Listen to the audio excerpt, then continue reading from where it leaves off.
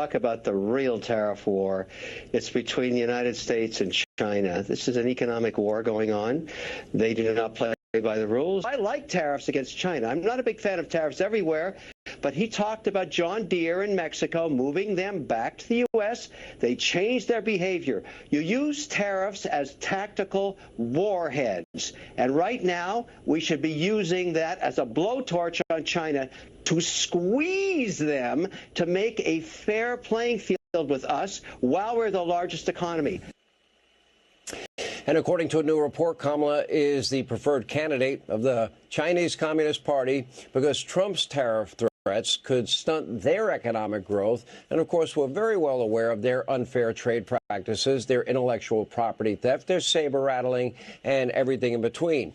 Meanwhile, concerns over soaring prices continue to plague every American across the country. Everything you buy, every store you go to costs more, and the cost of elder care are now outpacing inflation, leaving millions of Americans struggling. And as inflation continues to rise, well, according to the data, the places hit hardest in September were blue cities, Boston and Chicago. Never mind the fact that every time you gas up, you're paying $1.50 more a gallon than you were paying 4 years ago. Here with reaction, the chairman of O'Leary Ventures, Shark Tank host. I'm a big fan of the show. Our good friend Kevin O'Leary is back with us. You know, I was so glad to hear your comments on tariffs because knowing Donald Trump as well as I do, everything is transactional and every comment he's making when it comes to foreign countries is a negotiation. And he really will make any car manufacturer, any manufacturer at all, if you're going to take your jobs out of America, yeah, we're going to charge you a lot to bring them back, so it's not going to be worth your while. He's saying to China, well, if you're going to charge us X number of dollars for us to bring our products or import our products into your country, we're going to do the same thing back to you.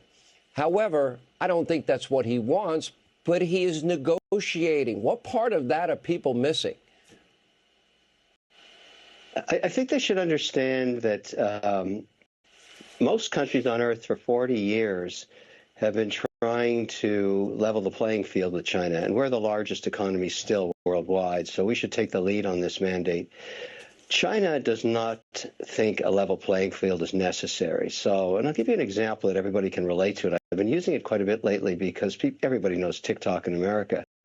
We have deemed it in Congress to be Chinese spyware because it is. Everybody knows that. And they have to shut down on midnight, Jan 19th, 2025. It's not too far away. That's the will of the people on a bipartisan basis. That's what the American people have decided to do through their representation in Congress. The Supreme Leader takes a different view.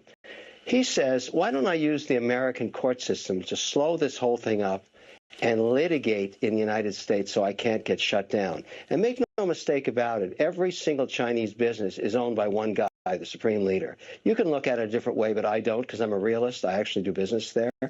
And so the Supreme Leader in this case is using our courts to stop us from doing the people's will. We can't do that in China. We can't sue the Supreme Leader in China. We can't do anything like that. We can't protect our IP.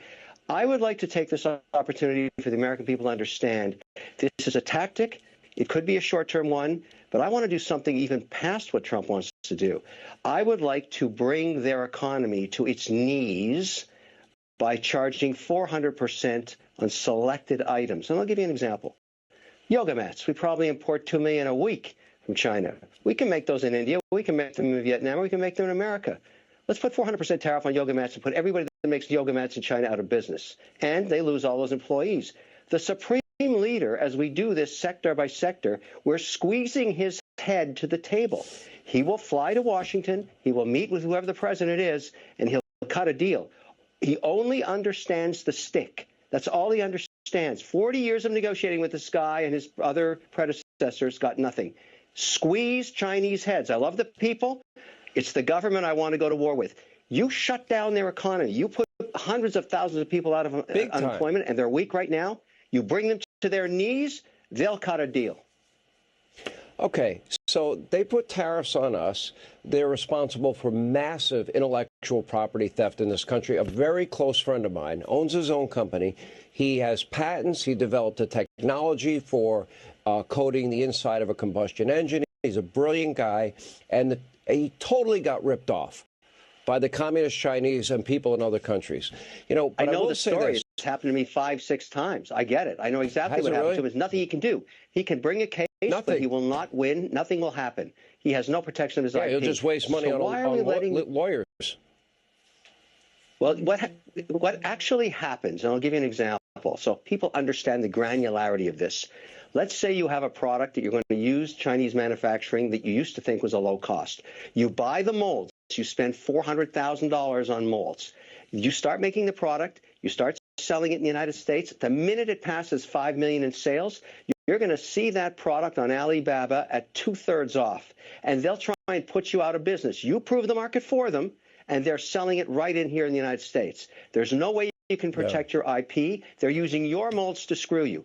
This story has happened thousands of times, and there's no way we can stop it. So when people come at me with academic studies about changing China's behavior and not to do that, they're not dealing with China like I am. I'm in the real world. These guys do not play by the rules, and the only thing they understand is the stick. We need to give them the stick. Now, I don't like tariffs. These are short-term strategies. But if you shut them down and you cause economic pain, they'll come to the table. Totally agree with you. And Trump would occasionally say, and people get mad, we could be a stupid country sometimes. We allow the communist Chinese, tens and tens of thousands we now know because of Harris-Biden open borders, have come into this country. I don't think they're coming here because they want a better life for themselves, their families, and their grandkids.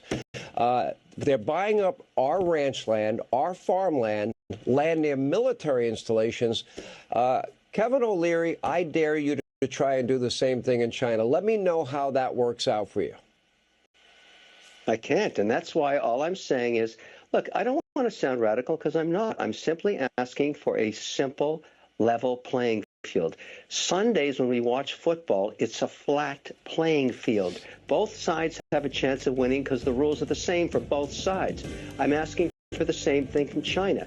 If they want to put a tariff on a car of ours going in there, we hit them with the same. A better strategy would be, let's just let the market be the market, take all these tariffs away, give us access to your IP, let us protect ours over there. We can't use your court systems, let us do that, we'll let you use ours. If they don't want a level playing field, I say put the screws to them. I'm okay with it, and I'll tell you why I say that. Nothing else has worked for 40 years. Appreciate you being with us, Kevin O'Leary.